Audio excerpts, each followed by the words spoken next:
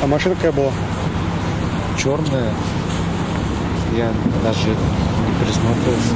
Марку автомобиля, по вине водителя которого, как утверждает мужчина, он и попал в эту аварию, не запомнил. Тем более не видел, кто сидел за его рулем.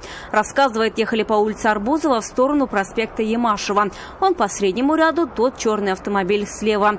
И вдруг он стал смещаться вправо, не включив поворотники и никак не предупредив о своем маневре. Но мы, получается, примерно одинаково ехали.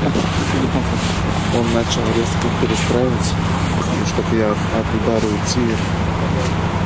Право взял и меня унесло. Уйти от удара ему удалось. Он вылетел с дороги на пересечении улиц Арбузова и Новоазинская. На полной скорости врезался в опору надземного пешеходного перехода.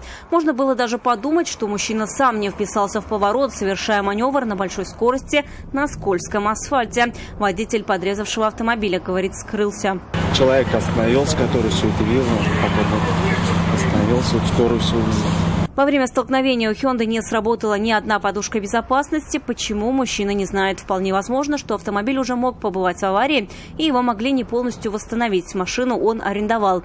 В результате происшествия водитель повредил ногу. Врачи осмотрели его на месте и приняли решение о госпитализации для более тщательного обследования и оказания необходимой помощи. Вероника Гайнудинова, Нель Абдулин, вызов 112.